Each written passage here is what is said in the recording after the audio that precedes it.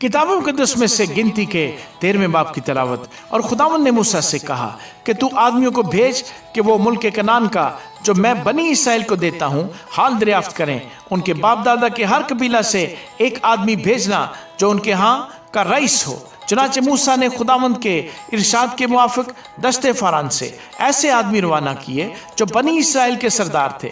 उनके ये नाम थे: रोबन के कबीला से जकूर का बेटा समो, और शमौन के कबीला से हूरी का बेटा साफत, और यहूदा के कबीले से इफना का बेटा कालेब, और इश्कार के कबीले से यूसुफ का बेटा इजाल, और इफ्राइम के कबीला से नून का बेटा होसी, और बिन्यामीन के कबीले से रफू का बेटा फिल्ती, और जबूलून के कबीला से सूदी का बेटा जदिएल, और यूसुफ के कबीला यानी मनस्सी के कबीले से सूसी का बेटा जद्दी, और दान के कबीले से जमलीएल का बेटा उमैएल, और आशर के कबीला से मिकाएल का बेटा सतूर, और नफ्ताली के कबीला से वुफसी का बेटा नखबी, और जद के कबीला से माकी का बेटा जियोएल।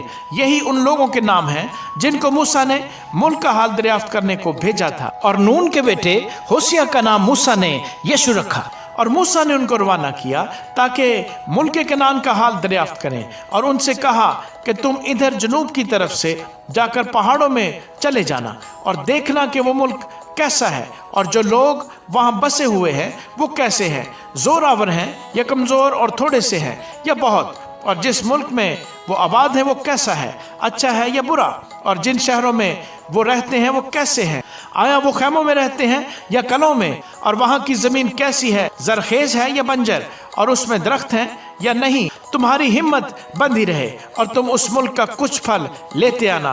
और वो मौसम अंगूर की पहली फसल का था। सो वो रवाना हुए और दश्ते सईन से रहूब तक जो हमाद के रास्ते में है मुल्क को खूब देखा भाला, और वो जनूब की तरफ से होते हुए हबरून तक गए जहाँ अनाक के बेटे अखीमान और सयसी और तिलमी रहते थे।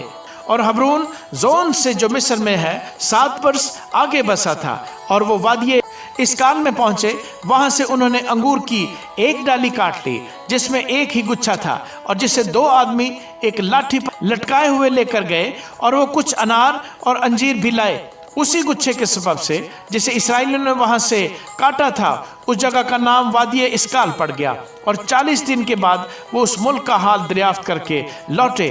और वो चले और मूसा और हारून और बनी इसराइल की सारी जमात के पास दश्ते फारान के कादिस में आए, और उनको सारी जमात को सब कैफियत सुनाई और उस मुल्क का फल उनको दिखाया। और मूसा से कहने लगे कि जिस मुल्क में तूने हमको भेजा था हम वहाँ गए, और वाकई दूध और शहद उसमें बहता है, और ये वहाँ का फल है। लेकिन जो लोग वहाँ बसे हुए हैं वो जोरावर हैं, और उनके शहर बड़े बड़े और फसीलदार हैं। और हमने बनी अनाक को भी वहाँ देखा। उस मुल्क के जनूबी हिस्से में तो अमालिक की आबाद है, और हित्ती और यबूसी और अमूरी पहाड़ों पर रहते हैं, और समंदर के साहिल पर और यरदन के किनारे किनारे केनानी बसे हुए हैं। तब कालेब ने मूसा के सामने लोगों को चुप कराया और कहा कि चलो हम एकदम जाकर उस पर कब्जा करें, क्योंकि हम इस काबिल हैं कि उस पर तसर्रुफ कर लें। लेकिन जो और आदमी उसके साथ गए थे वो कहने लगे कि हम इस लायक नहीं हैं कि उन लोगों पर हमला करें, क्योंकि वो हमसे ज़्यादा जोरावर हैं। इन आदमियों ने बनी इसराइल को उस मुल्क की जिसे वो देखने गए थे बुरी खबर दी, और ये कहा कि वो मुल्क जिसका हाल दरियाफ्त करने को हम उसमें से गुजरे एक ऐसा मुल्क है जो अपने बाशिंदों को खा जाता है, और वहाँ जितने आदमी हमने देखे वो सब बड़े कदावर हैं। और हमने वहाँ बनी अनाक को भी देखा जो जब्बार है और जब्बारों की नस्ल से हैं, और हम तो अपनी ही निगाह में ऐसे थे जैसे टिड्डे होते हैं, और ऐसे ही उनकी निगाह में थे। आमीन।